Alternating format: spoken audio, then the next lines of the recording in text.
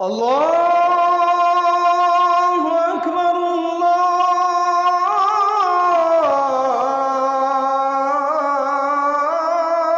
আল্লাহু আকবার।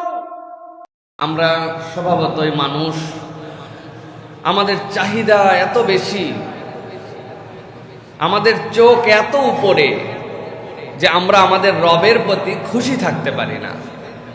এই জন্য নবী আকরাম সাল্লাল্লাহু আলাইহি ওয়াসাল্লামের নির্দেশনা হচ্ছে সুখে থাকার একটা কৌশল, নিচে তাকাও। সুখে থাকতে কোথায় তাকাবে? কোথায় তাকাবে? আমি পড়ি, আমার পড়া মুখস্থ হয় না। ভাই, কয়টা সূরা আপনার আছে? 20-25টা সূরা মুখস্থ আছে, আলহামদুলিল্লাহ। একজনের 20-25টা সূরা মুখস্থ, তাও খুশি না। আরেকজন যুগকে যুগ পার করে দিছে, সূরা ফাতিহা, ইন্না আতাইনার, কুল হু আল্লাহ পড়ে। তার তুলনায় আল্লাহ আমার কিছু বেশি আছে। এমন এক হোটেলে গেছেন, চেয়ার টেবিল খাট পালং দেখে মাথায় নষ্ট, অথবা বন্ধুর বাড়িতে যে মাথায় নষ্ট। হায় হায়, কি আধুনিক ডাইনিং টেবিল, ফ্রিজটা কত বড় রে, ওরে সাংঘাতিক আধুনিক সিস্টেমের ওভেন, গ্রিলও হয়, আবার অন্য কাজও হয়, একের মধ্যে 5। মন খারাপ। কিন্তু আপনি যদি আবার নিচে যান, এমন মানুষ আছে, ডাইনিং টেবিল তো দূরের কথা, যার বাড়িতে একটা চৌকি নামের সম্বলও নাই। আল্লাহ, তার তুলনায় আমাকে তুমি কত ভালো রাখছো। মসজিদের সামনে বেরিয়েছেন জুমা পরে, অনেক ভাই ব্রাদাররাই আমাদের দাঁড়ায় যায়, ভাইজান কিছু দেন ভাই, জুমার দিন কিছু দেন ভাই। আল্লাহ আমারে কিচ্ছু দেয় না, না হলো একটা বাড়ি, না হলো একটা গাড়ি, না কিছু হলো, ভাড়া থাকতে থাকতে শেষ হয়ে গেলাম, সংসারের ঝুলি টানতে টানতে জীবন অস্থির। এরকম বলা লোক আছে না? না ভাই, আপনারা না থাকলেও আমি আছি, আপনারা টেনশন নিয়েন না, উদামিসা লোক খুঁজতে যায়েন না, আমারে খুঁজেন। আমরা বলি, কিন্তু আল্লাহ এত অভাবের পরেও রাস্তায় যেই লোক জুমার দিনে হাত পাতে, ও রব, তুমি আমারে হাত পাতানেওয়ালা বানাও নাই। এটা নিচের দিকে তাকানো বলে। ভালো থাকতে চাইলে নিচে তাকাতে হয়, কিন্তু তারপরেও চাওয়া পাওয়ার হিসাব মেলে না। আমি আজকে আপনাদের কাছে সব সময় তো বলি, সংক্ষেপে বলবো, কিন্তু বলতে বলতে লম্বা হয়ে যায়, কারণ পড়ালেখা করে আসার কারণে এটা না বলে দিলে আমার মনের মধ্যে শান্তি হয় না। প্রিয় ভাইয়েরা, চাওয়া পাওয়ার হিসাব মেলানোর জন্য জীবনের 10টা দিকের হিসাব আপনাকে মিলাতে হবে। আমি পয়েন্টগুলো আপনাদের কাছে একে একে বলবো ইনশাআল্লাহ। প্রত্যেকটা পয়েন্টের সাথে কোরআন সুন্নাহর যে বিষয়গুলি রিলেট করানোর জন্য চেষ্টা করব। চলেন তাহলে আমরা মূল আলোচনার মধ্যে প্রবেশ করি। তবে তার আগে যে আয়াতে কারিমা আপনাদের কাছে তিলাওয়াত করেছি, সেই আয়াতে কারিমা আল্লাহ রাব্বুল আলামিন সূরা আল মুজাদালার 11 নম্বর আয়াত তিলাওয়াত করেছে। সেখান থেকে আমরা মূল ভূমিকার মধ্যে ঢুকি। আল্লাহ কি বলছেন খেয়াল করেন। আল্লাহ রাব্বুল আলামিন বলছেন, ইয়া আইয়ুহাল্লাযীনা আমানু ইযা ক্বিলা লাকুম তাফাসসাহু ফিল মাজালিসি ফাফসাহু ইয়াফসাহিল্লাহ। আল্লাহর নবী মসজিদে নববীতে বসে আছেন। মসজিদে নববীতে একটা জায়গা আছে, আসহাবে সুফফার জায়গা, যেই জায়গাতে আল্লাহর নবীর এমন কতগুলা সাহাবী বসে থাকেন, যেই মানুষগুলার সর্বনিম্ন সংখ্যা 70, উপরে 300 পর্যন্ত হয়ে যায়। এই মানুষগুলা দুনিয়াতে কোনোদিন কারো কাছে হাত পেতে খায় নাই, কোনোদিন কাউকে বলে নাই আমার পেটের মধ্যে ক্ষুধা। কিন্তু এই ব্যক্তিগুলার উপর দিয়ে জীবনে এমন দিন পার হয়েছে, 3 দিন 3 রাত পর্যন্ত এক ফোঁটা পানি ছাড়া আর কিছু জোটে নাই। কিন্তু নবীজির কাছে বসে থাকেন, এলেম অর্জন করেন, সম্মানিত সাহাবী তারা। আল্লাহ নবী একদিন এরকম মাজলিসের মধ্যে বসে আছেন, সাহাবায়ে কেরাম তার সামনে বসে আছেন। হঠাৎ করে ভরা মজলিসে কোনো জায়গা নাই, বসার মতো কোনো স্পেস নাই। কতগুলা মানুষ চলে আসলেন আল্লাহ নবীর সামনে। আসার পরে এদিক ওদিক তাকালেন, বসার জায়গা নাই। নবীর সামনে থেকে কেউ জায়গা ছাড়তেও রাজি নাই। নবীজির সামনে বসে আছে, তার চেহারাটা দেখলে আমার ক্ষুধা মিটে যায়। এই নুরানি চেহারার সাথে দূরে চলে যাব চিন্তা করতে পারে না, আগে আসছে। আল্লাহ নবী সাল্লাল্লাহু আলাইহি সাল্লাম যে সাহাবীগুলো আসছিলেন তাদের দিকে তাকায় দেখেন, এই সাহাবীগুলা যেমন তেমন সাহাবী নয়। এই মানুষগুলা যেই যুদ্ধে ইসলামের পরাজয় হলে দুনিয়ার থেকে ইসলাম মিটে যাবে, আল্লাহ নবী নিজেই কথা বলেছিলেন, ওই বদরের সাহাবী। নবীজি সাহাবীদেরকে বললেন, জায়গা করে দাও, ফাঁকা করে দাও তোমার ভাইয়ের জন্য। কিছুটা ফাঁকা হলো, কয়েকজন বসলেন, কিন্তু তারপরেও বাকিদের জায়গা হয় না। হঠাৎ করে এমন কতগুলা মানুষ দেখা গেল যেই মানুষগুলি জায়গায় দিতে চায় না। আল্লাহ নবী সাল্লাল্লাহু আলাইহি সাল্লাম যখন কোনো আদেশ দেন, সে আদেশ ফরজ হয়ে যায়। কিন্তু আল্লাহ নবীর কথা বলার পরেও কত লোক জায়গা দিতে চায় না। মুফাসসিরিনে কেরাম বলছেন, এই মানুষগুলা ওই বদরের দিনে নবী যখন 1000 লোক নিয়ে বেরিয়েছিলেন, তার মধ্যে 700 জনের মতো পিছু টান দিল। ওই মুনাফিকদের মধ্যে থেকে তারাও ছিল, তারা বর্ণ গোপন করে নবীর মজলিসে বসে আছে। আল্লাহ রাব্বুল আলামিন নির্দেশ দিলেন, ইয়া আইয়ুহাল্লাযীনা আমানু ইযা ক্বিলা লাকুম তাফাসসাহু ফিল মাজালিসি ফাফসাহু ইয়াফসাহিল্লাহ। আল্লাহ রাব্বুল আলামিন স্পেসিফিক করে দিলেন মুমিনদেরকে ডাক দিয়া, মুনাফিকদেরকে নয়। তোমরা যদি মুমিন হও আর আমার নবী যদি তোমাদেরকে বলে মজলিসের মধ্যে ফাঁকা করে দাও, আমি আল্লাহ তোমাদেরকে বললাম, তোমরা যদি স্থান করে দাও, আল্লাহ তোমাদের জন্য জান্নাতে স্থান বানায় দিবে। ইয়াফসাহিল্লাহু লাকুম ব্যাখ্যা করেছেন মুফাসসিররা, ওই ব্যক্তিদের জন্য আল্লাহ প্রশস্ত করে দিবেন। আর আল্লাহ বলছেন, ওয়া ইযা কিলান শুযু ফানশুযু ইয়ারফাইল্লাহ। আল্লাহ নবী যদি তোমাদেরকে শুধু ফাঁকা করতেই না বলেন, যদি উঠে দাঁড়াও, ওই ব্যক্তিকে জায়গা দাও, তুমি যদি আল্লাহ নবীর এই নির্দেশকে মেনে নাও, এটা আল্লাহর পক্ষ থেকে নির্দেশ, অতএব এই নির্দেশ মানাও তোমার জন্য ফরজ। সুবহানাল্লাহ। আল্লাহ এরপরে বলছেন, ইয়ারফাইল্লাহুল্লাযীনা আমানু মিনকুম। আল্লাহ তোমাদের মধ্যে থেকে যারা ঈমান এনেছে তাদের মর্যাদা অটোমেটিক বাড়ায় দিয়েছেন। ভালো করে বোঝেন, আল্লাহ প্রথমে একবার ঈমানদারদেরকে আদেশ দিয়েছেন, শেষে বলতেছেন আল্লাহ মর্যাদা বাড়াইছেন ঈমানদারদেরকে। আল্লাহ মূলত বুঝাতে চান, আমার হাবিব যেই নির্দেশ দিবেন, ওই নির্দেশ তোমার মাথায় ধরলে ভালো, না ধরলে আরো ভালো। ওইটা তোমার বুঝে আসলে ভালো, না আসলে আরো ভালো। ওইটা তোমার দিলের সাথে মিললে ভালো, না মিললেও সমস্যা নাই। তুমি যদি ইমানদার হও, নবীর নির্দেশ মেনে নেওয়া তোমার দায়িত্ব। আর নবীর নির্দেশ যদি না মানো, উপরে পরিচয় ইমানদার হলেও আল্লাহর কাছে তোমার নাম মুনাফিক। এই জন্য আপনি অনেক লোক দেখতে পাবেন ঈদের নামাজে হাজির, মাথায় টুপি দেওয়ার প্রতিযোগিতা করে, নাম মুহাম্মদ লাগানো। ইসলামের বেসিক নির্দেশগুলাও মানার জন্য জুম্মার দিনে হাজির হয়ে যায়, ঈদের জামাতে হাজির হয়ে যায়, কিন্তু আল্লাহর আইনের পক্ষে যখন বলা হয়, আল্লাহর হুকুমের পক্ষে যখন বলা হয়, নবীর খেলাফতের কথা যখন বলা হয়, এই মানুষগুলার ভিতরে তখন জ্বলে। আসেনি এরকম ভাই? আল্লাহ রাব্বুল আলামিন বলছেন, والذين أوتوا العلم درجات والله بما تعملون خبير। ও দুনিয়ার মানুষ, আর যাদেরকে জ্ঞান দেওয়া হয়েছে তোমাদের মধ্য থেকে জ্ঞানবান, আল্লাহ তাদের মর্যাদা উপরে উঠায় নিছেন। আর আল্লাহ বলছেন, তোমার কথা তোমার পাশের ভাই না জানতে পারে, তোমার সব হালতের খবর যিনি জানেন তিনি কে? আল্লাহ। এই জন্য বলছেন আল্লাহ সব জানেন।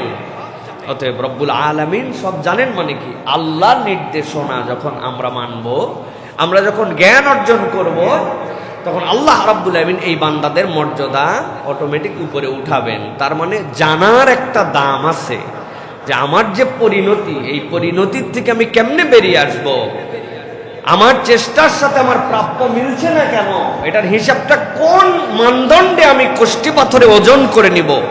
অবশ্যই আপনাকে কোরআন হাদিসের কষ্টি পাথরে এটার ওজন করতে হবে। প্রিয় ভাইয়েরা, চলেন আমরা তাহলে আমাদের মূল আলোচনার মধ্যে প্রবেশ করি। 1 নম্বর বিষয় যেটাতে আমাদেরকে ফোকাস রাখতে হবে চাওয়া এবং পাওয়ার হিসাব মেলানোর জন্য। কয়টা বিষয় বলবো বলেছি? কয়টা? 1 নম্বর, আল্লাহ রাব্বুল আলামিনের উপরে পূর্ণ তাওয়াক্কুল, আংশিক না, আল্লাহর প্রতি পূর্ণ তাওয়াক্কুল যদি না থাকে, চাওয়া পাওয়ার হিসাব মিলবে না। 1 নম্বর এইটা। আল্লাহ রাব্বুল আলামিন সূরা তালাকের মধ্যে বিস্তারিত বলেছেন। আয়াতের শেষ অংশের মধ্যে আল্লাহ বলছেন, وَمَن يَتَوَكَّلْ عَلَى اللَّهِ فَهُوَ حَسْبُهُ إِنَّ اللَّهَ بَالِغُ أَمْرِهِ قَدْ جَعَلَ اللَّهُ لِكُلِّ شَيْءٍ قَدْرًا। আল্লাহ বলছেন, ও দুনিয়ার মানুষ, আমি আল্লাহ তোমাদের জন্য শর্ত করে দিলাম, তুমি যদি আল্লাহ রাব্বুল আলামিনের প্রতি তাওয়াক্কুল করতে পারো, যথেষ্ট হবেন আল্লাহ তোমার জন্য। সুবহানাল্লাহ। আল্লাহ রাব্বুল আলামিন বলছেন, ইন্নাল্লাহা বালিগু আমরি, আল্লাহর কোনো কাজ করার জন্য কারো সহযোগিতা লাগে না। আল্লাহ রাব্বুল আলামিন সব কাজে নিজেই পূর্ণতা দিতে পারে। এইটার জন্য দুনিয়ার কারো মুখাপেক্ষী আল্লাহ নয়, বরং পুরা দুনিয়া মুখাপেক্ষী যার, তিনি কে? তিনি কে? আল্লাহ। আল্লাহ বলছেন এই জন্য এর আগের আয়াত আল্লাহ বলছেন, ওমাইয়াত্তাকিল্লাহ ইয়াজআল লাহু মাখরাজা ওয়া ইয়ারযুকুহু মিন হাইসু লা ইয়াহতাসিব। আল্লাহ বলছেন যে আল্লাহর প্রতি ভয় করে, আল্লাহ তার রিজিকের ব্যবস্থা করে দিবেন, এমন রিজিকের ব্যবস্থা করবেন সে গুণে শেষ করতে পারবে না। সুবহানাল্লাহ। শর্ত কি? শর্ত হচ্ছে পূর্ণ তাওয়াক্কুল। এই জায়গাতে আমাদের ঘাটতি আছে। এই তাওয়াক্কুলহীনতার কারণে, এই জায়গাতে শিরিক হয়ে যাওয়ার কারণে, এই জায়গায় আল্লাহর আগে অন্য কেউ আসার কারণে আমাদের ঝামেলা হয়। একটু বুঝাই দেয়, সংক্ষেপে বলি। ধরেন আমার একটা চাকরি দরকার, একজন সচিব সাহেব যদি এটা বলে দেন তাহলে এটা আমার জন্য হেল্প হবে। এই সচিব সাহেবের বলা, আমার এলাকার অমুক ব্যক্তিত্বের বলা, এটা নাজায়েজ নয়। কিন্তু আপনার চাকরিটা দরকার, এইটা আপনার রিজিকের তালাশি, আপনার সচিবের আগে, নেতার আগে, ব্যক্তির আগে, আপনার সবার আগে যদি আল্লাহর কথা না মনে হয় তাহলে ঝামেলা আছে। আপনাকে সবার আগে যার কথা আপনার স্মরণে আসতে হবে তিনি হচ্ছেন আল্লাহ। আল্লাহ চাইলে হবে, আল্লাহ না চাইলে হবে না। এরপরে আমার চেষ্টা তো আমি করব, এটা তো সুন্নত, এটা আমার তো দায়িত্ব। কিন্তু পূর্ণ তাওয়াক্কুল মানে সবার আগে আপনার দিলে আল্লাহ আসে কিনা। রাত্রে শরীরটা ম্যাজম্যাজ করতেছে, সকালে ডাক্তার দেখাবো, নবীর সুন্নাহ ডাক্তার দেখানো, কিন্তু ডাক্তার দেখানোর আগে আপনার দিলে প্রথমে মনে হয়েছে কিনা আল্লাহ তুমি ভালো মন্দ করতে পারো, তুমি একটু আল্লাহ ভালো করে দাও আমারে, আর আমি আমার সাধ্যের মধ্যে একটা ডাক্তার দেখাতে যাই, দেখি আল্লাহ কি করে। আপনার আল্লাহ আপনার সবার আগে আসে কিনা। যদি আপনার আল্লাহ সবার আগে আসে, আপনার তাওয়াক্কুলের ফুটি স্টেপটা ঠিক আছে, নচেত আবার আপনাকে কারেকশন করতে হবে। হিসাব করে দেখেন আর হাত তোলেন যে কাদের কাদের কারেকশন করা লাগবে। আমার লাগবে, লাগবে, হ্যাঁ, যদি লাগে তাইলে এমনি ঠিক করতে হবে। প্রিয় ভাইয়ের, আমাদেরকে হাদিসের মধ্যে আসছে, জানা হাদিস আমাদের না, নবী করিম সাল্লাল্লাহু আলাইহি ওয়াসাল্লাম বলছেন, লাউ আন্নাকুম তাওয়াক্কালতুম আলাল্লাহি হাক্কা তাওয়াক্কুলিহি লারুযিকতুম কামা তুরযাকুত তাইর। তোমরা যদি হাক্কা তাওয়াক্কুল, সঠিক আল্লাহ ভরসা করতে পারতে, কোনো চাকরি নাই, ব্যাংকে ডিপোজিট নাই, কোম্পানিতে কোনো অফার নাই, এলাকায় তার জন্য কেউ ধান লাগায় নাই, কিন্তু খালি পেটে সকালবেলা পাখি বেরিয়ে যে সন্ধ্যাবেলা যেরকম একটা পাখি খালি পেটে আসে না, তাওয়াক্কুলের মতো তাওয়াক্কুল করতে পারলে আল্লাহ একটা বান্দারও রিজিকের টেনশন রাখবেন না। সুবহানাল্লাহ। উদাহরণ এইটা। এই জন্য প্রিয় ভাইয়েরা, আমাদের জন্য এটা একটা শিক্ষা যে আমাদেরকে আল্লাহর প্রতি তাওয়াক্কুলের ক্ষেত্রে অগ্রগামী হতে হবে। প্রিয় ভাইয়েরা, তাওয়াক্কুল এটা শিক্ষা সাহাবাই কেরামকে পর্যন্ত নবীজি দিয়েছেন। নবী করিম সাল্লাল্লাহু আলাইহি ওয়াসাল্লাম আবু বকর রাদিয়াল্লাহু তাআলা আনহু গারে হেরায় গেলেন, গারে সাওরে গেলেন, হিজরতের সময় গিয়েছেন না? আবু বকর রাদিয়াল্লাহু তাআলা আনহু মাথা নিচু করে তাকায় আছেন, এমন লেভেল গারে সাওরে আমিও উঠছি, অনেক উঁচু, 3টা গুহা এরকম করে পাশাপাশি গারে সাওরের মধ্যে, মুখ দেখা যায় না, কিন্তু যখন এক সমাজে বেশি বেশি চলাফেরা করে তখন পা দেখেও মানুষকে মানুষ আইডেন্টিফাই করতে পারে যে এই পাটা কার। আবু বকর রাদিয়াল্লাহু তাআলা দেখছেন ওরা 100 উটের লোভে, নবী হত্যার নেশায়, আগের রাত্রের ব্যর্থতার লজ্জাকে ঢাকার জন্য হন্য হয়ে খুঁজতে খুঁজতে উপর পর্যন্ত উঠে আসছে। মাথাটা নিচু করলে নবী আর আবু বকরকে দেখে ফেলবে। শুধু মাথা নিচু করতেছে না কেন, এটাই একটা আশ্চর্য ব্যাপার। আবু বকর চিনতেছেন এটা কারা কারা। আবু বকর রাদিয়াল্লাহু তাআলা ভয় পেয়ে গেছেন, ভয় পেয়ে আল্লাহর নবীর কাছে বলছেন, ইয়া রাসূলুল্লাহ, আপনি আর আমি কেমনে কি? আল্লাহর নবী বলতেছেন, আবু বকর থামো তো। ইজ হুমা ফিল গার ইজ ইয়াকুলু লিসাহিবিহি লা তাহজান ইন্নাল্লাহা মা'ানা। কি বলে আবু বকর? তুমি আর আমি মানে? আল্লাহ আমাদের সাথে আছে, টেনশন করো না। আবু বকর রাদিয়াল্লাহু তাআলা ঈমানকেও শান দিয়ে দিয়েছেন নবীজি সাল্লাল্লাহু আলাইহি সাল্লাম। সাহাবী পর্যন্ত ঘাবড়াইছেন, কার জন্য? নিজের জন্য না, নবীর জন্য। আর আল্লাহ নবী এমন কথা বলছেন, আল্লাহ কোরআনে ওইটা দিয়ে দিয়েছেন, লা তাহজান ইন্নাল্লাহা মা'ানা। যার আল্লাহ আছে তার কারে লাগে? সুবহানাল্লাহ। এই জন্য আমি অনেক সময় বলি, একটা অনুভূতি নিয়ে চলা শিখেন ভাই। কথা বলিস না, সাবধানে কথা বলিস, চেয়ারম্যানের লোক, আগামীতে যে ক্ষমতা আসবে ওই দলের লোক, ওরে গরম আছে না ভাই, মন্ত্রীর লোক, এমপির লোক, অমুক কোম্পানির মালিক পক্ষের লোক, ম্যানেজারের লোক। আমি বলি এই সব অনুভূতির বাহিরে আপনি যদি একটা অনুভূতি হৃদয়ে রাখতে পারেন, কথা কইস না, আল্লাহর লোক। বলা যাবে না এটা? এটার গল্প শুনাইছে না? দিল্লির রাস্তায় এক কাপল চলতেছিল, নতুন কাপল, স্ত্রী নতুন জামা, স্বামী নতুন জামা, রওনা হয়েছে। একটু বৃষ্টি হওয়ার কারণে স্যান্ডেল নিয়ে যাওয়ার সময় এক মুরব্বী পাশ দিয়ে যাচ্ছে, জুতার পেছন থেকে একটু কাদা উঠে লেগে গেছে ওই মহিলার গায়ে। স্বামীর তো মেজাজ খারাপ, হুঁশ নাই, আক্কেল নাই, ব্যাককল, বেয়াদব, অসভ্য, অশিক্ষিত, হাঁটতে পারো না, কেমনে চলতে হয় জানো না, আমার বউয়ের গায়ের মধ্যে তোমার পায়ের কাদা লাগছে। এক কথা দুই কথা, এক থাপ্পড় লাগাই দিছে মুরব্বী। কাদা রাস্তায় খড়ম নিয়ে চললে, স্যান্ডেল নিয়ে চললে ইনটেনশন লাগে না, আনইনটেনশনালি অনেকের নিচ থেকে মাথা পর্যন্ত কাদা লেগে যায় না? এই মুরব্বীর দোষ নাই, কিন্তু তারে মেরে দিছে। ওই মুরব্বী কিচ্ছু বলে নাই, শুধু একবার তাকায়া মনটা একটু খারাপ হয়েছে, থাপ্পড় খালি এতগুলো লোকের সামনে।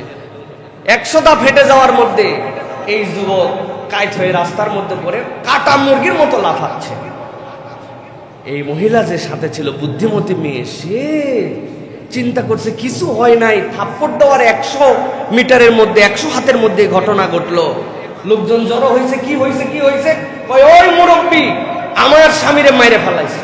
মুরব্বীরে ধরে নিয়ে আসছে, কয় আমি কোথায় মারলাম? উল্টানে এই আমারে থাপ্পড় দিছে। জিজ্ঞাসা করতে, কয় না না, থাপ্পড় দেওয়ার পরের ঘটনা, কিছু একটা হয়েছে নিশ্চয়, আপনি কি করছেন বলেন। শেষে মুরব্বী বলছে, আমি ওয়াল্লাহি আমি কিছু করি নাই, তবে ফিল হয়েছে হৃদয়ের মধ্যে এরকম যে এই মহিলাকে এই স্বামীটা অনেক পছন্দ করে, এজন্য তার গায়ে কাদা লাগছে, জন্য সহ্য করতে পারে নাই। বকা দিতে পারতো, কিন্তু মেজাজ এত চড়ছে যে মুরব্বীর গালে পর্যন্ত থাপ্পড় দিছে। আমার দুনিয়ায় কোনো পাওয়ার নাই, কিছু নাই, কিন্তু আমি একজনকে মহব্বত করি, তিনি হচ্ছেন আমার বন্ধু আল্লাহ। ওর বন্ধুর গায়ে কাদা লাগলে সে যদি সহ্য করতে না পারে, অন্যায় না হওয়ার পরেও কারো গায়ে যদি হাত তোলে কেউ, তাহলে আমার বন্ধু যদি কোনো অ্যাকশন নেয় আমি কি করতে পারি? এটাই হচ্ছে আমি আল্লাহর লোক। লোক হতে হলে আমাকে আল্লাহর লোক হতে হবে। লা তাহজান ইন্নাল্লাহা মা'ানা। ভরসার মতো ভরসা আল্লাহর মধ্যে করতে হবে, ধান্দাবাজি ভরসা না। এইটার জন্য ইসলামের উপরে ইস্তেকামত থাকতে হবে। তাহলে 1 নম্বর দিক হচ্ছে আমাদের জন্য যে আল্লাহর উপর পূর্ণ ভরসা। মনে থাকবে ইনশাআল্লাহ। এবার 2 নম্বর যেটা, সেটি হচ্ছে নিয়তের পবিত্রতা। আমাদের অধিকাংশের নিয়তের ঘাপলার কারণে আমরা আমাদের জীবনের চাওয়া পাওয়ার হিসাব মিলাতে পারি না। নিয়ত আমাদের ঠিক নাই, এই জন্য আমাদের নিয়তকে ঠিক করতে হবে। হযরত আমিরুল মুমিনিন ওমর ইবনুল খাত্তাব রাদিয়াল্লাহু তাআলা থেকে যে হাদিস প্রতিটা বাঙালির মুখস্থ, তিনি বলেছেন, সামি'তু রাসূলুল্লাহি সাল্লাল্লাহু আলাইহি ওয়াসাল্লাম ইয়াকুল ইন্নামাল আ'মালু বিন্নিয়াত ওয়া ইন্নামা লিকুল্লি ইমরিইম মা নাওয়া। নবী বলছেন, আমি আল্লাহর হাবিব তোমাদেরকে জানাই দিয়ে গেলাম, মানুষ তার নিয়ত অনুযায়ী কর্মফল পায়। সে যেরকম নিয়ত করে সেই রকম নিয়তি পায়। কেন এই হাদিস খান আল্লাহর নবী বলেছিলেন? আল্লাহর নবী যখন মদিনায় চলে আসলেন, লোকজন দলে দলে হিজরত করতে শুরু করলো, কিন্তু একজন হিজরত করেছিলেন। হিজরত করার আগে তার একজন প্রেয়সী ছিলেন, তার প্রিয়তমা ছিলেন, তার নাম ছিল উম্মু কায়েস। এই উম্মু কায়েস আগেই মদিনায় আসছে, আর সে বলে আসছে, তুমি যদি মদিনায় যাও তোমার জন্য আমি মদিনায় যাব। হিজরতটা ইসলামের জন্য হয় না, হিজরতটা হয়েছে ওই মহিলার জন্য। এই জন্য মদিনাবাসী মুহাজিরে উম্মে কায়েস বলে তাকে ডাকতে শুরু করলো। এই লোক আল্লাহর জন্য, আল্লাহর নবীর জন্য, দ্বীনের জন্য মদিনায় আসে নাই, এই লোক হিজরত করেছে এই মহিলার জন্য। আল্লাহর নবী এমন একটা হাদিস দিলেন, ইমাম বুখারী রাহমাতুল্লাহি আলাইহি সকল হাদিসের আগে যে হাদিসটা নিয়ে আসলেন, নিয়ে আসার পরে কিয়ামত পর্যন্ত মানুষের জন্য জানায় দেওয়া হলো, বান্দা যা নিয়ত করে সেইটাই তার আমলে সম্পৃক্ত হয়। এই জন্য বান্দার জীবনে চাওয়ার সাথে পাওয়ার হিসাব মেলানোর জন্য সবার আগে বান্দার দায়িত্ব নিয়তকে বিশুদ্ধ করা, ঠিক না? নিয়ত, বিশুদ্ধ নিয়ত, এইটা আমাদের জন্য বিরাট বড় একটা দামি জিনিস। এই জন্য বারবার নিয়ত শুধরাতে হয় ভাই। নিয়তের দ্বারা উম্মতে মুহাম্মদীকে আল্লাহ যে সম্মান দিয়েছেন, অন্য কোন উম্মত এই সম্মান পায় নাই। সুবহানাল্লাহ। নিয়তের দ্বারা, নিয়ত উম্মতে মুহাম্মদীর জন্য স্বয়ং ইবাদত। বুঝাতে পারছি ভাই? আল্লাহ যদি তৌফিক দেয়, ইনশাআল্লাহ আমি 10 বার হজ করব। আল্লাহ যদি আমাকে তৌফিক দেয়, আমি 100টা এতিমের দায়িত্ব নিয়ে নিব। নিজের চলা কঠিন, উনি 100 এতিমের দায়িত্ব নিবে, কিন্তু এটা যদি দিল থেকে আল্লাহর দিকে তাকায় বলে, এই নিয়তের কারণে ওই বান্দা সওয়াব পাবে। সুবহানাল্লাহ। আর কোন উম্মতের জন্য এই বৈশিষ্ট্য ছিল না। এই উম্মত খারাপ নিয়ত করলে আল্লাহ গুনাহ দেন না, আর ভালো নিয়ত করলে আল্লাহ একটা ইন্টেনশনের কারণে তাকে সওয়াব দেন। সুবহানাল্লাহ। এখন আমাদের অধিকাংশ জায়গাতে নিয়তের মধ্যে গড়বড় হয়ে যায়। দান করতেছি, কিন্তু একটু ডালিমামের লোক থাকলে দিলে একটু সুখ সুখ লাগে, একটু জানালে ভিতরে একটুখানি পুলক অনুভব হয়। এইগুলা যদি হয়, এগুলো শিরকে আসগর হয়ে যেতে পারে। এই জন্য নিয়ত শুধরানো, বারবার নিয়ত ঠিক করা, যে আমার নিয়তটা যেন নিরেট আল্লাহ এবং তার রাসূলকে সন্তুষ্ট করার জন্য হয়। এটার বাহিরে যদি হয়, এমন ওয়াজ করা করব, লোকজন আসার সময় বলতেছে, হুজুর 10 বছর মাহফিল হয়েছে, এরম ফাটানি কেউ ফাটাতে পারে নাই।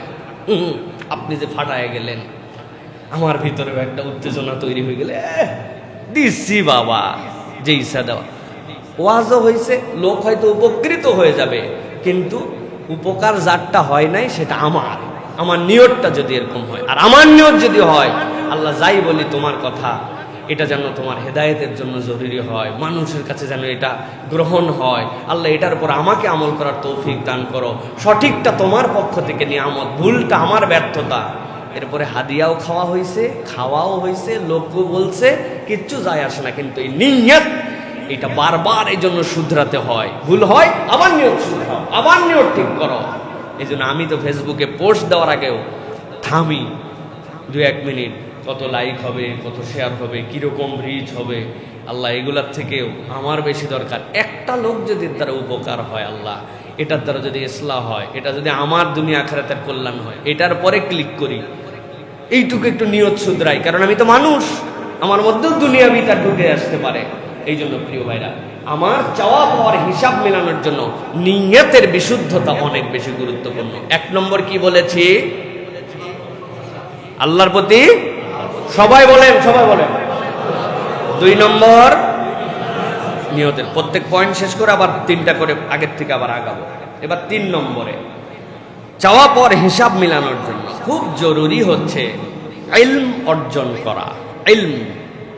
ইলম না থাকলে আপনার শরীয়ত, যেই শরীয়ত আল্লাহ আপনাকে নিয়ামত হিসাবে দিয়েছেন, এই শরীয়তের জ্ঞান যদি আপনার মধ্যে না থাকে, তাহলে এই মানুষ কখনো চাওয়া পাওয়ার মৌলিক হিসাবে নিজেদেরকে মিলাতে পারবে না। এটা আল্লাহ রাব্বুল আলামিন বলেছেন, আপনাদের কাছে তেলাওয়াত করেছি। ইয়ারফাইল্লাহুল্লাযীনা আমানু মিনকুম ওয়াল্লাযীনা উতুল ইলমা দারাজাত আল্লাহু বিমা তা'মালুনা খাবীর। আল্লাহ রাব্বুল আলামিন বলছেন, তোমাদের মধ্যে ওই মানুষগুলার দাম আল্লাহর কাছে সবচেয়ে বেশি যারা ঈমান আনার পরে এলেমওয়ালা।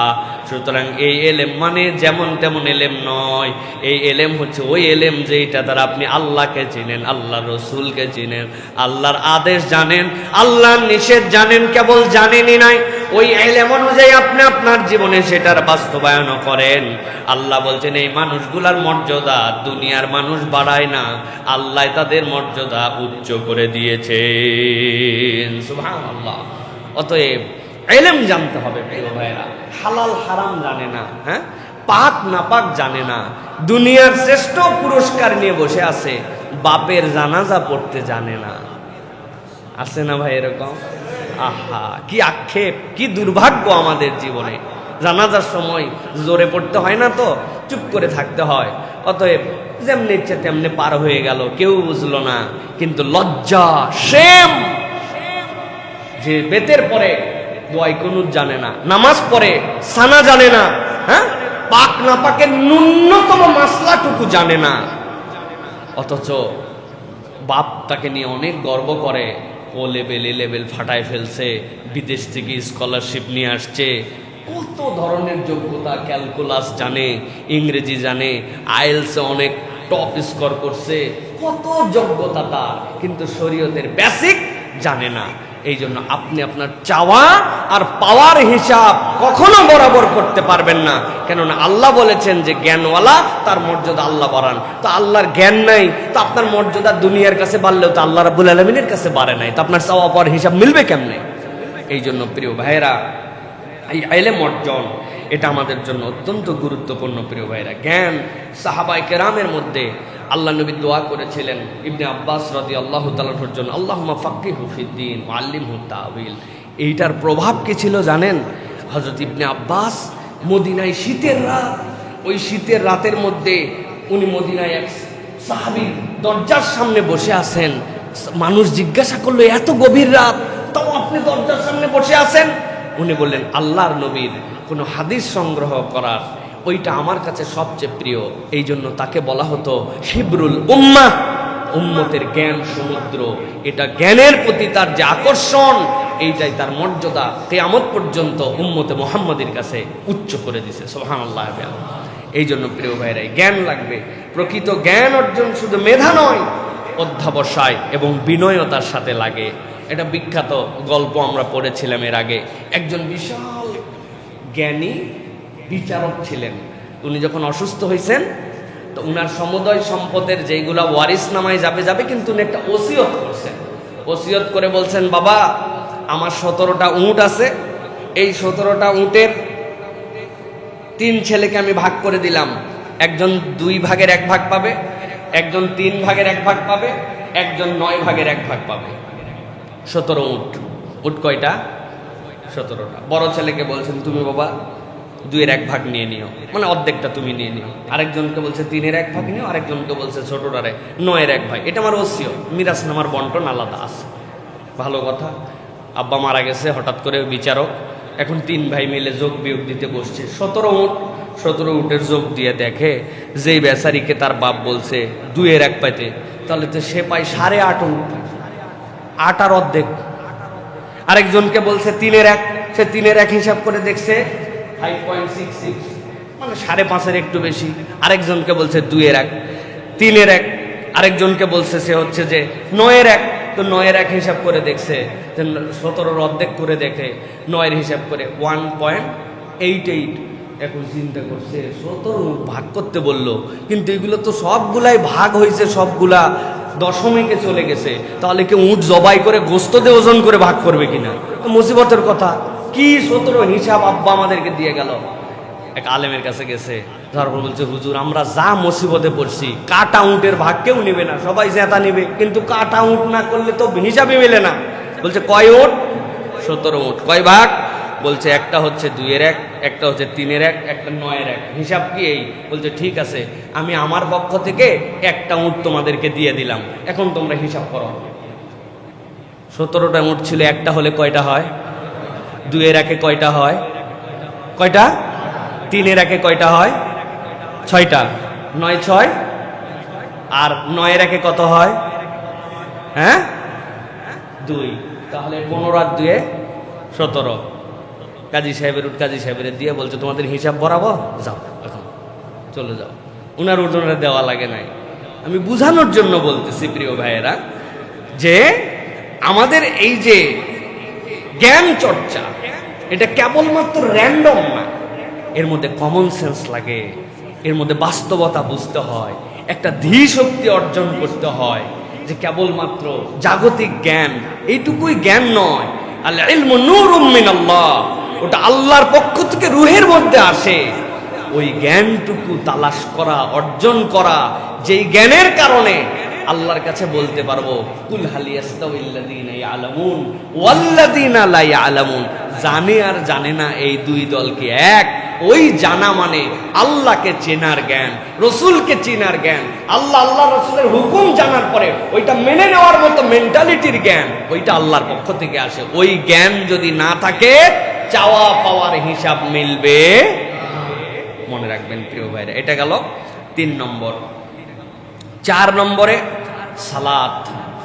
চাওয়া পাওয়ার হিসাব মেলে না, সালাতের সাথে আমাদের সম্পর্ক এবং সালাতের যে আমাদের পদ্ধতি, সেই জায়গায় আমাদের ত্রুটি আছে। ইন্নাস সালাতা তানহা আনিল ফাহশাই ওয়াল মুনকার, সূরা আনকাবুতের 45 নম্বর আয়াত, সবাই জানি আমরা। সুতরাং আমার সালাত আমাকে অন্যায় থেকে ফিরায় না, কাজ করে না, বদমাইশি ছাড়ে না, আবার সালাত আদায় করে। ব্যাপারটা কি? তার মানে বুঝতে হবে সালাতে আরো তার মনোনিবেশ করতে হবে। ওই সালাতের কোথাও না কোথাও তার ঘাপলা আছে, ওই ঘাপলাটা সারতে হবে। কিন্তু সালাতটাই বলে বাদ দিয়ে দেওয়া যাবে না। সালাত বাদ দেওয়া যাবে?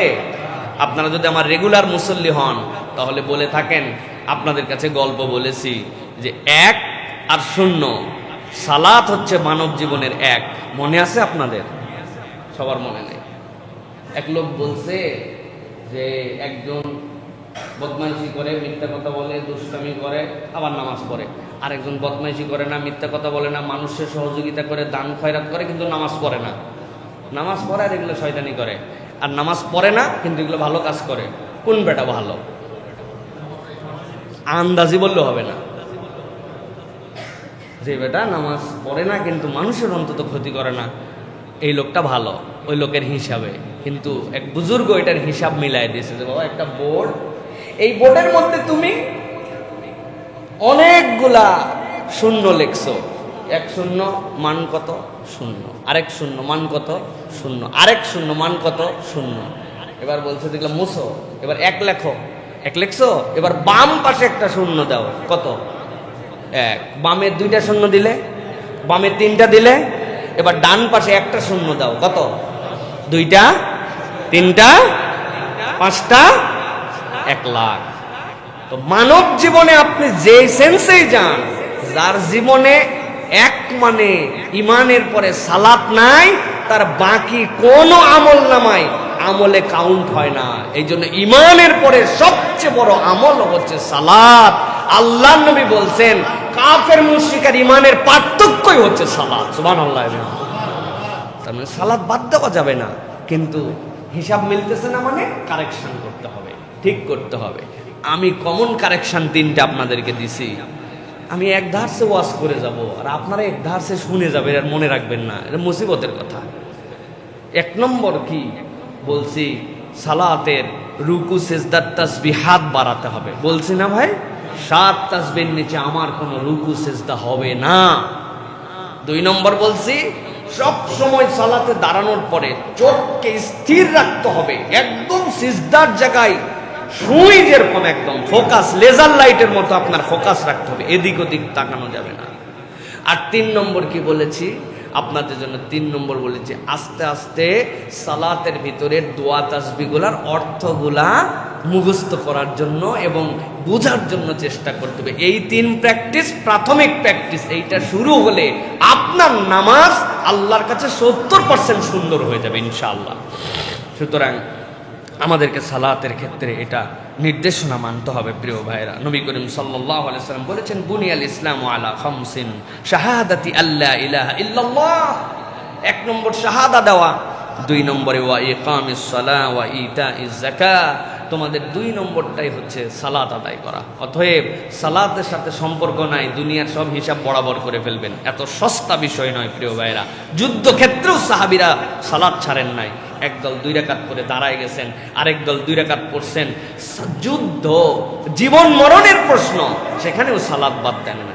আমাদের বাচ্চারা সবসময় সালাত আদায় করে, মুসলিম পরিবারে সালাত আদায় করে, কিন্তু পিকনিক যখন হয়, বিয়ে বাড়ির যাত্রা যখন হয়, তখন সব নামাজ কালাম বাদ। যে বেটা জীবনে গান শোনে নাই, ওরও বাসের ভিতর থেকে ঝিষ্টি ঝিষ্টি ঝিষ্টি ঝিষ্টি, আরে গরম। আমি একজন দাঁড়িয়ালা একজন নামছে, বললাম ভাই কি ব্যাপার? হুজুর বছরে একদিন তো বাচ্চা কাচ্চা মানুষ করে, আস্তে আস্তে ঠিক হয়ে যাবে। দেখলাম উনিও এর সাথে আছে, তো এখন কিছু বলার নাই প্রিয় ভাই। সুতরাং এইগুলা কোনো জায়গায় সালাত মাফ নাই, হুঁশ যতক্ষণ সালাত ততক্ষণ। বলেন, হুঁশ যতক্ষণ, হুঁশ যতক্ষণ, বাস, কোনো ছাড় নাই প্রিয়। এই জন্য সালাতের কোনো ফিদিয়া হয় না। হুঁশ নাই, আইসিইউর মধ্যে 7 দিন থেকে মারা গেছে, ফিদিয়া লাগবে না, আল্লাহ এটা মাফ করে দিবে। আমার বান্দা হুঁশে ছিল, সালাত আদায় করছে, হুঁশ নাই, হুকুম নাই, বাস শেষ। শুয়ে বসে কাত হয়ে চিত হয়ে কিবলার দিকে, কিবলার উল্টা দিকে, নো প্রবলেম, কিন্তু সালাত আপনাকে আদায় করে ফেলতে হবে। সুতরাং এটা হচ্ছে আমাদের 3 নম্বর বিষয় প্রিয় ভাইয়েরা। 4 নম্বর বিষয়, 1 নম্বর, 2 নম্বর, গুড, 3 নম্বর ইলম, 4 নম্বর মাশাআল্লাহ, গুড। এবার চলেন 5 নম্বরে যাই আমরা, সময়ের মূল্য। সবাই জানি আমরা, কিন্তু আল্লাহ রাব্বুল আলামিন ভিন্নভাবে বলেছেন। আল্লাহ কসম করেছেন, ওয়াল আসর ইন্নাল ইনসানা লাফি খুসর ইল্লাল্লাযিনা আমানু ওয়া আমিলুস সলিহাত। আল্লাহ বলছেন দুনিয়ার সব মানুষ ক্ষতির মধ্যে আছে, আর ক্ষতিটার কসম আল্লাহ সময় দিয়ে করেছেন। ভালো করে বোঝেন। এই কোরআনের এই সূরার তাফসীর করার সময় ইমাম শাফি রহমাতুল্লাহ আলাইহি থেকে কওল এসেছে, তিনি বলছেন, ও দুনিয়ার মানুষ, আমার আল্লাহ যদি পুরা কোরআনে আর কোনো সূরাই না দিতেন, কোনো আয়াত না দিতেন, কোরআনের আর কোনো কিছু না আসতো, কিন্তু যদি সূরা আসরটুকু যদি আসতো, এইটুকু একটা বান্দার জীবনে হেদায়েত পাওয়ার জন্য যথেষ্ট হয়ে যেত। কোরআনের সব বুঝ তিনি বলছেন এর মধ্যে আল্লাহ ঢুকায় দিয়েছে। আল্লাহ ওয়ালা আসরের কসম কেন করলেন? আমরা সাধারণভাবে সময় সময় বলে শেষ করে দিচ্ছি। ইমাম শাফি তালাশ করতেছেন কি মূলত আল্লাহ বুঝাতে চান। একদিন হাটের মধ্যে, বাজারের মধ্যে গেছে, যাওয়ার পরে খেয়াল করে দেখেন এক লোক বাজারের মধ্যে চিৎকার করে করে হাঁক দিচ্ছে। অনেক ধরনের ব্যবসায়ী সেখানে আছে, কিন্তু একজনের ডাক তার কানের মধ্যে ভিন্ন একটা শব্দ নিয়ে আসছে, ভিন্ন একটা কিছু পৌঁছায় দিয়েছে। সেই লোক চিৎকার করে বলতেছে, আমার পুঁজি ফুরায় যাওয়ার আগে আমারে উদ্ধার করো। আপনি যদি না কিনেন, আপনি নিয়ে গেছেন চাল, কিনেন নাই, পুঁজি তো তার আছে, ফেরত চলে যাবে সেই ব্যবসায়ী। আপনি নিয়ে গেছেন অন্য আইটেম, কথার কথা ছাগল বিক্রি করতে নিয়ে গেছেন, ওই হাটে ক্রয় বিক্রয় হয় নাই, ছাগল নিয়ে চলে গেছেন, আপনার তো পুঁজি আছে, কিন্তু ওই লোক বলতেছে আমার পুঁজি ফুরায় যাওয়ার আগে আমাকে উদ্ধার করেন। দৌড়াই গেছেন, দেখি তো কি বেচতেছে। যাইয়ে দেখেন ওই লোকটা গরমের দিনে আইসক্রিম বিক্রি করতেছে। আকাশের রোদ আসে, আপনি যদি কিনে নেন খেতে পারবেন, কিন্তু গরমের কারণে আস্তে আস্তে আইসক্রিম গলে গলে, বরফ গলে গলে পানি হয়ে যাচ্ছে।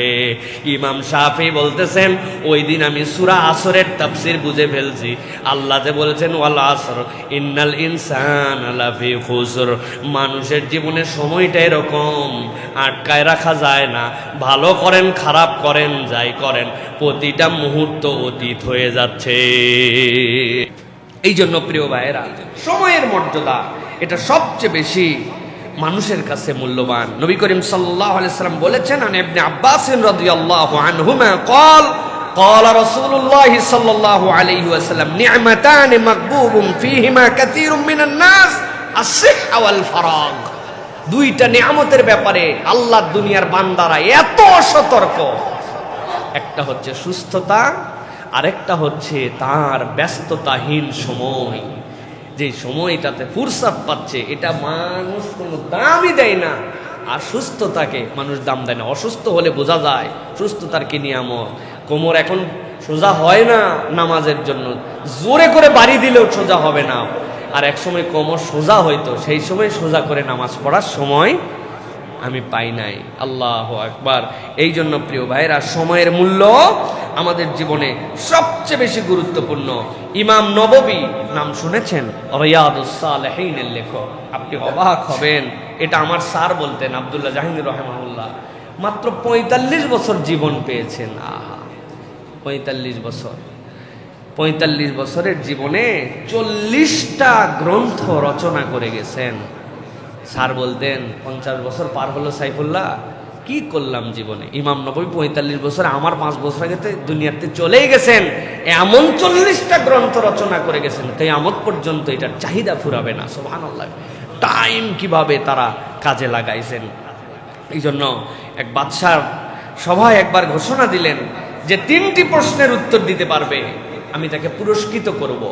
বাদশাহ চিন্তা করছে এমন ৩ প্রশ্ন করবো এগুলোর উত্তরই কেউ দিতে পারবে না। ১ নম্বর তিনি জিজ্ঞাসা করেছিলেন, বলো তো জীবনের সবচেয়ে গুরুত্বপূর্ণ সময় কোনটি? সবচেয়ে প্রয়োজনীয় মানুষকে? সবচেয়ে জরুরি কাজ কি? সবচেয়ে গুরুত্বপূর্ণ সময় কোনটি? সবচেয়ে জীবনের প্রয়োজনীয় মানুষকে? আর জীবনের সবচেয়ে জরুরি কাজ কি? যারা ছিল আশপাশে তারা নানান দিক চিন্তা ভাবনা করে তাদের উত্তর দিছে। কেউ বলছে জীবনের সবচেয়ে গুরুত্বপূর্ণ সময় আগামীকাল, কেউ বলছে জীবনের সবচেয়ে গুরুত্বপূর্ণ ব্যক্তিকে আপনি, রাজার থেকে গুরুত্বপূর্ণ ব্যক্তিকে হতে পারে। আবার যারা একটু ভয়ে ভয়ে ছিল তারা কেউ আস্তে সুস্তে করে বলছে বউ, যদি রাজার কথা শুনে বউ অখুশি হয়, টেনশনে বউয়ের নাম বলছে।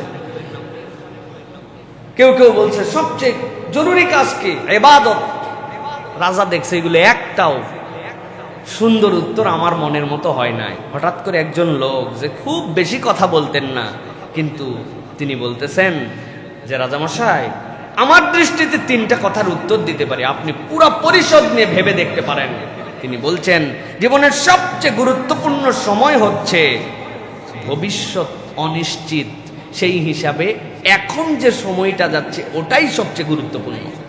আগামীকালকে আমি বাঁচবো কি মরবো, কালকে আমার কি হবে আমি জানি না, তো ভবিষ্যৎ আমার কাছে মূল্য কেমন হয়, এই মুহূর্তটুকুই যেটা তো অবস্থান করছে এটাই সবচেয়ে গুরুত্বপূর্ণ সময়।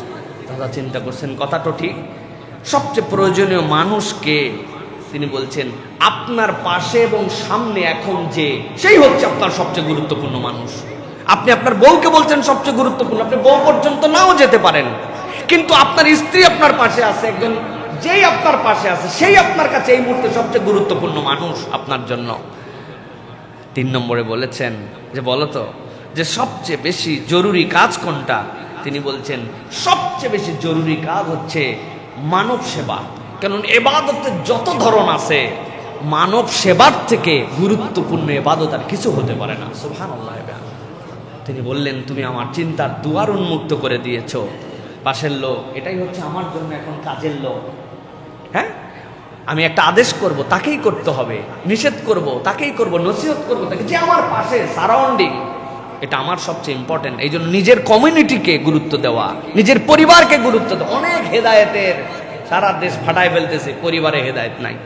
হ্যাঁ, ভবিষ্যতে এই করব, অনেক প্ল্যান, অতীতে আমার আব্বা এই করছিল, গল্পের শেষ নাই, কিন্তু নিজের উপস্থিত সময়কে মূল্যায়ন করি না। এটা আমাদের চরিত্র, ঠিক না ভাই? আর অনেক নামাজ কালাম পড়ি, এটা পড়তে হবে, কিন্তু মানব সেবা, মানুষের কল্যাণে নিজেকে একটু নিমজ্জিত রাখা। কেননা মানব কল্যাণ না করে গেলে আপনি মরে যাবেন, আপনার সব মরে যাবে, আপনি আর বেঁচে থাকবেন না দুনিয়ায়। একমাত্র মানব সেবার দ্বারা, আল্লাহর সৃষ্টির সেবার দ্বারা, এটা এমন ইবাদত আল্লাহ ওই ব্যক্তিকে বাঁচায় রাখেন। সুবহানাল্লাহ। খারাপ কাজে ব্যবহার হয় ডিনামাইট যুদ্ধক্ষেত্রে, কিন্তু এই ডিনামাইট আবিষ্কার করার কারণে কিন্তু নোবেল, যদিও সুদের টাকায় এই পুরস্কার দেয়, কিন্তু এই লোক বেঁচে আছে কেন? যেই কয়লা শ্রমিকরা 1000 দিন কাজ করে যেই পরিমাণ কয়লা ভেঙে এনার্জি ক্রিয়েট করার জন্য দিতে পারতো, এক ডিনামাইট বিস্ফোরণে সেই 1000 শ্রমিকের 1000 দিনের কাজ এক মুহূর্তে হয়। এটা তার আবিষ্কার, এটা মানব কল্যাণ ছিল তার জন্য। ব্যবহার কি করতেছেন সেটা আপনার ভিন্ন বিষয়, তার নামটা কিন্তু রয়ে গেছে, নামটা রয়ে গেছে। এই জন্য এটা আমাদেরকে মনে রাখতে, সময়ের মূল্যায়ন আমাদেরকে দিতে হবে। 6 নম্বরে সততা এবং আমানত, এইটা আমাদেরকে খুব বেশি ফোকাসড হতে হবে। সততা এবং আমানত। ইন্নাল্লাহা ইয়া'মুরুকুম আন তুআদ্দুল আমানাতি ইলা আহলিহা। আল্লাহ রাব্বুল আলামিন প্রত্যেককে দায়িত্ব দিয়েছেন আমানতদার হওয়ার জন্য। প্রিয় ভাইয়েরা, এটা হিউজ কনসেপ্ট, আমানতের কনসেপ্টটা হিউজ কনসেপ্ট। আমরা আমানতের কনসেপ্টের 50% বুঝি, 50% বুঝি না। আব্বা আম্মা আপনারে মাদ্রাসায় পাঠাইছে কি জন্য? বিগত সালের প্রশ্নগুলা কোনগুলা আসছে ওইগুলা চয়েস করে, মাল্টিপুল প্রশ্নগুলা কারেকশন করে, জোর জোর সাল বেজোর বেজোর সাল মিলাইয়ে মোটামুটি শর্টকাট একটা সাজেশন তৈরি করে পরীক্ষায় যেন আপনি পাস করতে পারেন। এই জন্য আব্বা আম্মা আপনারে মাদ্রাসায় পাঠাইছে, স্কুলে দিছে, ঠিক না ভাই? এটা কথা বলতেছে না, ঠিক তো না? এটাই তো, এই জন্য পাঠাইছে না জ্ঞান অর্জন করার জন্য পাঠাইছিল? উনি জ্ঞান অর্জন বাদ দিছে। যে পরিমাণ ক্লাসে উপস্থিত থাকলে আপনার জন্য ওই পরীক্ষা দেওয়ার অ্যালাউ হয়ে যায়, এই পরিমাণ ক্লাসে যাওয়ার জন্য আপনারা পাঠাইছে, তাই তো না ভাই? আহা, আমানত বুঝি নাই। এই জন্য প্রত্যেক ক্ষেত্রে ছাত্র মনে করছে, হ্যাঁ আমার কাছে 10 টাকা একজন দিয়েছিল ঠিকঠাক, এটাই একমাত্র আমানত নয়। আপনাকে কোম্পানি নিয়োগ দিছে এই টাইম থেকে এই টাইম পর্যন্ত কোম্পানিকে সার্ভিস দেওয়ার জন্য, ওটা আপনার জন্য আমানত। আপনি আরেকজনের 10 টাকা মেরে খান না, কিন্তু কোম্পানির কাজে টাইম মেরে খান, আপনি আমানতদার হতে পারেন নাই, আমি আমানতদার হতে পারি নাই। এটা আমানতের জায়গা, প্রত্যেকের এই কনসার্নের জায়গা আছে। মুরব্বী বলে কি জানেন, আমি রিটায়ার্ড, এই জন্য রিমোট চাপতে চাপতে উনি রিমোটের বাটন পর্যন্ত খোয়ায় ফেলছে। সারাদিন রিমোট, সারাদিন খবরের কাগজ পড়ে, আমি অবসর। আরে মুসলমান অবসর কেমনে আছে? মুসলমান অবসর কেমনে আছে? উনি কোরআনে ঠন ঠন ঠন, 2টা হাদিস তার নলেজের মধ্যে নাই, নতুন একটা সূরা নাই, নতুন আমল নাই, চার্জ নাই, তাহাজ্জুদ নাই, ইশরাক নাই, আওয়াবিন নাই, কিচ্ছু নাই, রিটায়ার্ড করছে। আমানত, আমানত তার জীবনের এই সময়টুকু ছিল, সেটা আমি পালন করি নাই। অতএব প্রত্যেকের ক্ষেত্রে আমানতদারিতা আছে। প্রিয় ভাইয়েরা, আল্লাহ রাব্বুল আমিন বলছেন, জীবনের হিসাব মিলাতে যদি চাও আমানতদারিতার হিসাব মিলাও।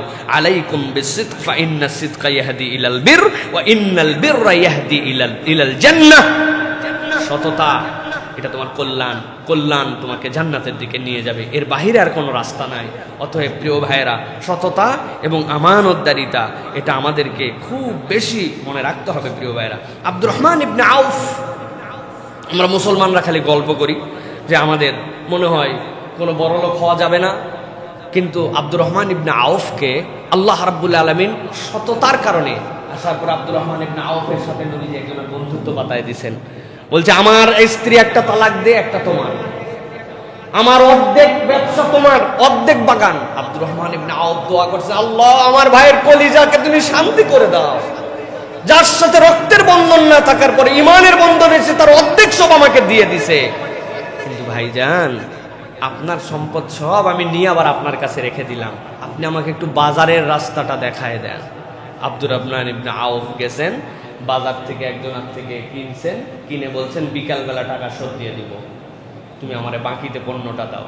বাকিতে পণ্য নিয়ে আবার ব্যবসা করছেন, ব্যবসা করে ওই বিকালবেলা ওর টাকা শোধ দিয়ে যা হয়েছে মুনাফা, এই রকম করে ব্যবসা করতে করতে আব্দুর রহমান ইবনে আউফের এমন সততার বিচক্ষণতা ছিল, উনি যদি ধুলাও কিনতেন সোনার মূল্যে বিক্রি করার মতো তার যোগ্যতা ছিল। মদিনা কেন, ইসলামের ইতিহাসে কোটি কোটিপতি সাহাবী যারা, আব্দুর রহমান ইবনে আউফ তার মধ্যে। নিঃস্ব থেকে সততাই তাকে বড় করে দিয়েছে। সুবহানাল্লাহ। জীবনে এই ধানাই পানাই করেন নাই, লোন নেওয়ার সময় নিয়ত করছে এটা দিব না, হ্যাঁ, লোন নেওয়ার সময় নিয়ত করছে এটা দিব না। ব্যাংকগুলোর অবস্থাকে দেখছেন না, কি করাপ্টেড করে ফেলছে তারা। একটা মানুষের কত টাকা লাগে? একজন খুব সাধারণ মানুষ আমাকে জিজ্ঞাসা করছে, হুজুর 1 কোটি টাকার চেক নিয়ে গেলে 500 টাকা 5000 টাকা দিতে পারে না, এইরকম ক্রাইসিসে ফেলছে। কারা? এই অসৎ মানুষেরা, যারা ব্যাংকের টাকাকে নিজের টাকা মনে করছে, নেওয়ার সময় ঘাপলামেজি করছে। ব্যাংকগুলাকে এমন ভাবে, ইকোনমির ভাষায় এটাকে বলে কি লন্ডারিং, ইকোনমির ভাষায় আপনারা আরো বলতে পারবেন, এটাকে তারা একরকম জুয়া খেলছে। এই ব্যাংকের 200 কোটি টাকা তার ঋণ আছে, আরেক ব্যাংকের থেকে 500 কোটি নিয়ে 100 কোটি টাকা শোধ দিছে। দিয়ারা চিন্তা করছে যেই লোক এত আগের ঋণ এত আগে দিতে পারে, ওরাই গেম, মানি গেম করে আবার ওখান থেকে 1000 কোটি টাকা উঠাইছে। উঠাই ওই ব্যাংকে আবার 500 কোটি যেটা নিয়েছিল ওখানে 200 কোটি দিয়েছে। এই চ্যানেলের মধ্যে ঘুরাইয়া, ওর মধ্যেই মানি ঘুরাইয়া হাজার হাজার কোটি টাকা নাই করে দিছে। আর সবচেয়ে বেশি হাত দিছে ইসলামী ব্যাংকগুলাতে, কারণ এইগুলাতে সবচেয়ে বেশি সৎ সরল সহজ গরিব নিম্ন আয়ের মানুষের আমানত আছে, এদের হিম্মত কম, কে কি বলবে, এই জন্য ওইগুলা ব্যাংকে হাত দেয় না। স্ট্যান্ডার্ড চার্টার খায় নাই, দেখবেন যায় ইসিবিএল খায় নাই, অমুক তমুক ট্রাস্ট ব্যাংক কত বড় হিম্মত ছিল, তুমি খাও, খায় নাই, খাইছে এইগুলা ব্যাংক, এই জানোয়ার গুলা, ঠিক কিনা? তাদের পক্ষে এখনো কিছু মানুষ কথা বলে, আর আমরা কথা বললে আমাদেরকে তখন উল্টা বলে যে হুজুর আপনাকে চিনে ফেলাইছে। আপনি কি চিনছেন? আমারে কিচ্ছু চিনতে পারেন নাই। 15 বছর একই ভাবে কথা বলতেছি, কোন দলের দালালি আমরা করি নাই, ইসলামের দালালি করি, ঠিক কিনা? কি চিনছেন? কিচ্ছু চিনেন নাই এখন। প্রিয় ভাইয়েরা, এই জন্য বলবো সততা এবং আমানত এটা আপনাকে রক্ষা করতে হবে। প্রিয় ভাইয়েরা, এই জন্য আপনি যদি সৎ না হন তাহলে আপনি ধরা খেয়ে যাবেন। ওই যে এক লোক একজনের কাছে দুধ দিত, প্রত্যেক দিন 1 কেজি করে দুধ দেয়। তো ওই 1 কেজি করে দুধ দেওয়ার পর ওই দুধওয়ালাকে একদিন ধরছে যেই লোক, মিষ্টির দোকানদার। ও বলছে যে তোমার দুধে কম দাও তুমি আমারে। সত্যি সত্যি ওজন করে দেখা গেছে কম দেয়। রাজার কাছে নিয়ে গেছে, বেটা 1 বছর দুধ, 1 বছরে কত কম দিছিস তাহলে, হ্যাঁ, এর বিচার হবে। নিয়ে গেছে, তারপরে রাজা জিজ্ঞাসা করছে প্রশাসক, বাবা তুমি দুধটা মাপ দাও কি দিয়ে? আমি মাপ দেবো কি দিয়ে, আমি গরিব মানুষ, আমার মাপ আর কিছু নাই। ওই লোক, যেই লোক আমার দুধ নেয় ও আবার চিনির দোকানদার। আমি একদিন বলছিলাম 1 কেজি চিনি দেন তো, 1 কেজি চিনি দিয়েছি। আমি চিন্তা করছি আমার বাটখারা নাই, এই চিনিটা ভাঙ্গার দরকার নাই, ওই চিনি এক পাশে রেখে আমি মাপ দেই। বুঝেন নাই না? হ্যাঁ, কম দিছে কে? আল্লাহ রাব্বুল আলামিন দুনিয়া আখিরাতে লাঞ্ছিত করবে আপনার অসততায়। অসততা এই পরিবেশকে শেষ করে দিবে। ইমাম নামাজ পড়ায়, ওয়াইলুল লিল মুতাফফিফিন, আপনি চোখের পানি ফেলে ইমামের তেলাওয়াত, আমাদের হাফেজ সাহেবের তেলাওয়াত শুনে কলিজাটা ফাইটে যায় একবারে। ওয়াইলুল লিল মুতাফফিফিন শুনে দোকানে যায় দেশি মসুর আর বিদেশি মসুর মিশ করে বিক্রি করে, ওজনে কম দেয়। আপনি বোতল নিয়ে যাবেন তেলের দোকানে, পাম্পে, পেট্রোল পাম্পে, সরকারের নিষেধ আছে বোতলে দাও। এই সরকারের কি নিষেধ আছে রে? আমি কি এটা দিয়ে আগুন লাগাবো না? আমার প্রয়োজন থাকতে পারে না? আমার গাড়ির ইঞ্জিন ওভারহোলিং করবে, ওই জায়গায় আমার অকটেন লাগবে, তুই বোতলে অকটেন দিবি না, আমি ইঞ্জিন কিভাবে কাজ করবো? আমি কি গাড়ি নিয়ে আসবো নাকি গ্যারেজ থেকে? হুজুর একটু ঝামেলা আছে তো, বোতলে দিলে 1 লিটারের মাপ তো একটু কম হতে পারে, কিছু মনে করেন না। চিটিং, বুঝছেন আপনি? পেট্রোল পাম্পের দোকানদারেরা বোতলে তেল দেয় না এই জন্য, কারণ ওদের মিটারে ঘাট, অথচ লিখে দিছে নামাজের সময়, এখন কারবার বন্ধ, নামাজে চলে গেছে।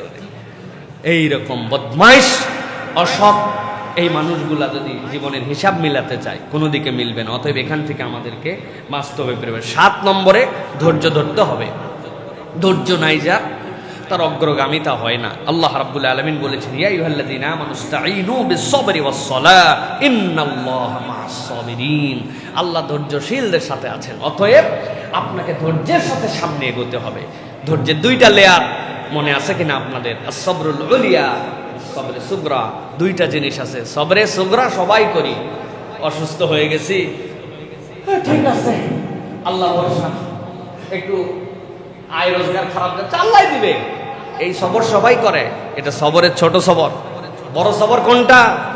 আল্লাহর হুদুদের বাহিরে আমি যাই না, দুনিয়া আখেরাত সমান হয়ে গেছে, মুখ দিয়ে মিথ্যা বেরোয় না, ওটা সবর। দুনিয়া আখেরাত এক হয়ে গেছে, হারামের সাথে আমি সম্পর্কিত হই না, ওটা সবর।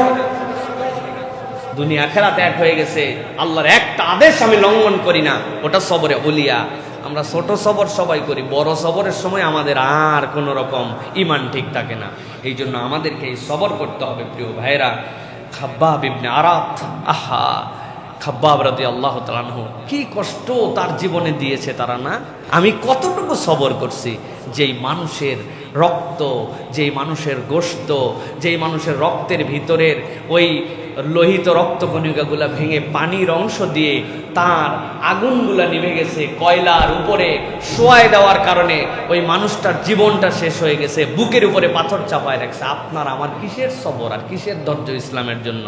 হ্যাঁ, আপনার আমার কোনো ধৈর্য সবর এগুলো একটুকু আল্লাহর কাছে পাশ মার্কে উত্তীর্ণ হবে না, কিন্তু ইনাদের কষ্ট ছিল। সুতরাং এই সবর সফলতায় নিয়ে যাবে। ইসলামের উপরে অটল অবিচল থাকা, সবর করা, কেউ তো কিছু বলে ঘাবড়ায় যাওয়া, একবারে শেষ হয়ে গেলাম রে, আর হবে না রে, মানে একটা পাগল হয়ে গেলাম, এটা ইমানদারের চরিত্র হবে না। তার মধ্যে একটা, সবকিছুর মধ্যে একটা স্মার্টনেস থাকবে, একটা তার মধ্যে চলার মধ্যে, তার উত্তেজনার মধ্যেও তার একটা ধরন থাকবে, যেটাতে বোঝা যাবে যে বান্দা অস্থির, অশান্ত, কষ্ট, মুসিবত, কিন্তু সবর করে আছে। ইন্নাল্লাহা মা'আস সাবিরিন। আল্লাহ বলছেন এইটাই আল্লাহ দেখতে চান, এইটাতে পাশ করলে আল্লাহ তোমার সাথেই আছেন। সুবহানাল্লাহি ওয়া বিহামদিহি। এই জন্য এটা আমাদেরকে চেষ্টা করতে হবে প্রিয় ভাইরা। 8 নম্বরে উত্তম চরিত্র, এর তো কোনো বিকল্প নাই। চাওয়া পাওয়ার হিসাব মিলাতে হলে চরিত্রকে সুন্দর করতে হবে। ওয়া ইন্নাকা লাআলা খুলুকিন আযীম। নবী করিম সাল্লাল্লাহু আলাইহি ওয়াসাল্লামের চেয়ে উত্তম চরিত্র আর কারো ছিল না। আমি প্রত্যেকবার এই কথা বলতে চাই, 1000 বার কথা বললে 1000 বার এই কথা বলতে চাই। পুরা কোরআনে কোথাও নবী করিম সাল্লাল্লাহু আলাইহি ওয়াসাল্লাম সুন্দর নামাজি ছিলেন প্রশংসা করা হয় নাই। অথচ আমার নবীর থেকে সুন্দর নামাজ কিয়ামত পর্যন্ত কেউ পড়তেই পারবেন না। নবী করিম সাল্লাল্লাহু আলাইহি ওয়াসাল্লাম থেকে সুন্দর দানশীল কিয়ামত পর্যন্ত কেউ হতেই পারবেন না, অথচ কোনো জায়গায় এটা বলা নাই। আমার নবী করিম সাল্লাল্লাহু আলাইহি ওয়াসাল্লাম বলেছেন, খুযু আন্নী মানাসিকাকুম, আমার তো হজ শিখে নাও। অথচ হজের প্রশংসা নবীজির করা হয় না। কিয়ামত পর্যন্ত সুন্দর হজ নবীর মতো কেউ করতেই পারবে না, কিন্তু প্রশংসা কিসে আসছে? ওয়া ইন্নাকা লাআলা খুলুকিন আযীম, আপনাকে এক মহান চরিত্রের উপর অধিষ্ঠিত করা হয়েছে। অতএব ইমানদারের লাগবে চরিত্র, ইমানদারের লাগবে সবচেয়ে সুন্দর আখলাক, তার আচার আচরণ, কথাবার্তা, চলা ফেরা, পরিবার, সমাজ, আমল, আখলাক সবকিছুর মধ্যে তার চরিত্রের বহিঃপ্রকাশ থাকবে। এই মানুষগুলি, এই জিনিসটাই হচ্ছে আল্লাহ রাব্বুল আলামিন ইন্না মিন খিয়ারিকুম আহসানাকুম আখলাকা, তোমাদের মধ্যে সর্বোত্তম সে যে আচরণে উত্তম, চরিত্রে উত্তম। নবী বলছেন এইটাই উত্তমের মানদণ্ড। তোমার চরিত্রটা কিরকম? ইমানদারের চরিত্র এখন কিরকম ভাই বুঝি না আমরা? কিরকম চরিত্র? টিপিক্যাল চরিত্র, একদম একটা কমপ্লেক্স চরিত্র আমাদের মধ্যে। সরলতা চলে গেছে, টাউট বাটপাটিতে ভরে গেছে, চালাকি যেন আমার বেশভূষা, আমার উগ্রতা, আমার রূঢ়তা, আমার উত্তেজনা, এইগুলাই যেন আমাদের স্টাইল। অথচ ইমানদারের এটা চরিত্র নয়। সব জায়গায় তার একটা উত্তম আখলাক থাকবে। আমাদের বাচ্চা কাচ্চাকে দেখে মানুষ বেয়াদব বলে, বেয়াদব, তার চুল কাটা দেখে বেয়াদব বলে, তার ফুট স্টেপ দেখে বেয়াদব বলে, তার নামা ওঠা দেখে বেয়াদব বলে, তার রেস্টুরেন্টে বসে আলাপ করা দেখে তাকে বেয়াদব বলে, হ্যাঁ, তার স্কুল থেকে আসা ফেরা, চলাফেরার সময় তাকে বেয়াদব বলে। কেন?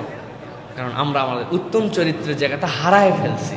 উগ্রতা, রূঢ়তা, কেমন জানি একটা আচরণ, এটা ইমানদারের চরিত্র হতে পারে না প্রিয় ভাইরা। অতএব এখান থেকে আমাদেরকে বেরোতে হবে প্রিয় ভাইরা। উত্তম চরিত্রের নজির নবীজি সাল্লাল্লাহু আলাইহি ওয়াসাল্লাম দেখাই গেছেন। আনাস রাদিয়াল্লাহু তাআলা তার ছোট্ট খাদেম, তিনি বলছেন, নবী আমার কোনো কাজে কোনোদিন উফ আনাস এইটুকু নবীজি বলেন নাই। সুবহানাল্লাহি ওয়া বিহামদিহি, কোনোদিন বলেন নাই উফ আনাস, এইটুকু রাসূলুল্লাহ সাল্লাল্লাহু আলাইহি ওয়াসাল্লাম বলেন নাই। তাহলে আনাস রাদিয়াল্লাহু তাআলা কেমন মানুষ ছিলেন?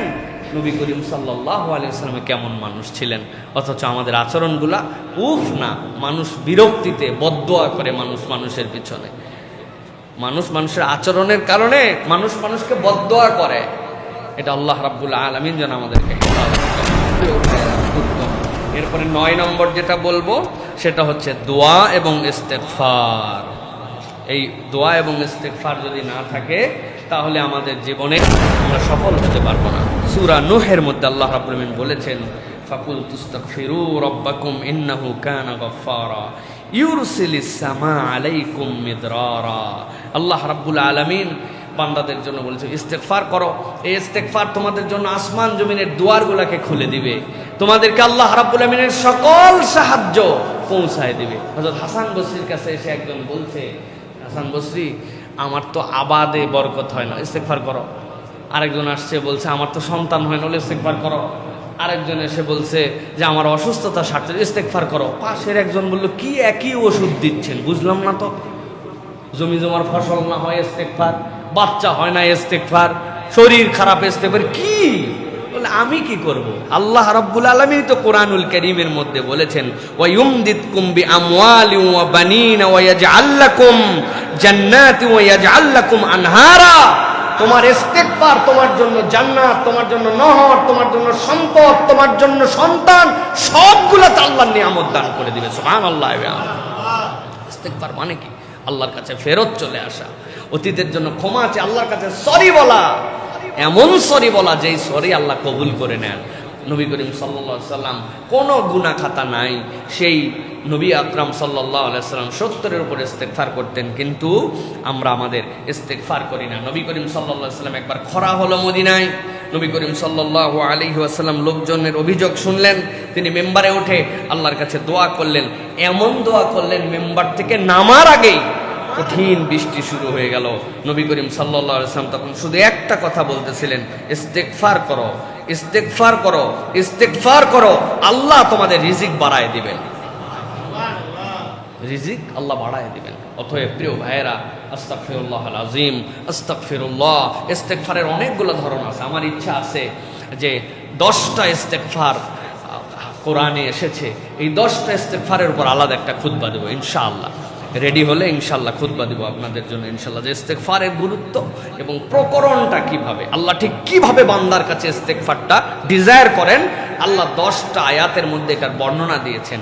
সুতরাং আমাদেরকে আল্লাহর কাছে ইস্তেগফার করতে হবে প্রিয় ভাইরা। দোয়া এবং ইস্তেগফার শুধু আখিরাতের জন্য নয়, দুনিয়ার সমস্যা আমাদের দূর হয়ে যাবে ইনশাআল্লাহ। আল্লাহ যেন তৌফিক দান করেন। সর্বশেষ যেটা বলবো প্রিয় ভাইরা, আমাদের চাওয়া এবং পাওয়ার হিসাব মিলানোর জন্য আখিরাতকে লক্ষ্য রেখে আমাদের কাজ করতে হবে। আল্লাহ রাব্বুল আমিন বলেছেন, ওয়ামাল হায়াতুদ দুনিয়া ইল্লা মাতাউল গুরুর। ও বান্দারা, যেই দুনিয়ার পেছে আমরা লেগে গেছি, এই দুনিয়াটা আমাদের কাছে মরিচিকা ছাড়া আর কিছুই নয়। আসল জীবনটা পরকাল। দুনিয়া হচ্ছে মাজরাউল আখিরা, দুনিয়া লাগবে, দুনিয়াহীন। আল্লাহ রাব্বুল আমিন যদি আমাদেরকে জীবন চালাতে বলতেন, রব্বানা আতিনা ফিদ দুনিয়া, আল্লাহ আগে বলতেন না। সুতরাং হাসানাটা এখানেও লাগবে, তবে আমার টার্গেট হবে পরকাল। এমন একদিন দুনিয়ার কোনো হিসাব কেউ বরাবর করতে পারে নাই। এমন অন্যায় করেছি, এমন কাজ করে ফেলেছি যেইটার হিসাব কেউ দুনিয়ায় আমার থেকে নিতে পারে নাই, কিন্তু আল্লাহর কাছে আমার হিসাবের জন্য একদিন দাঁড়াতে হবে। এই বোধের জায়গাটা যদি বান্দার সামনে আসে, ওই বান্দার জীবনটা সুন্দর হবে।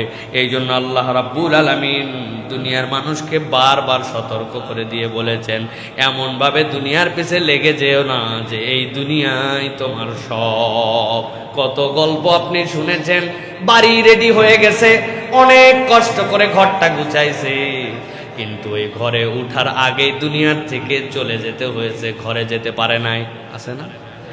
সারা জীবন কষ্ট করে করে একটা সম্পদ বানাইছে, একদিনের জন্য ওই সম্পদ উপভোগ করে যেতে পারে নাই, তার আগে দুনিয়ার থেকে চলে যেতে হয়েছে।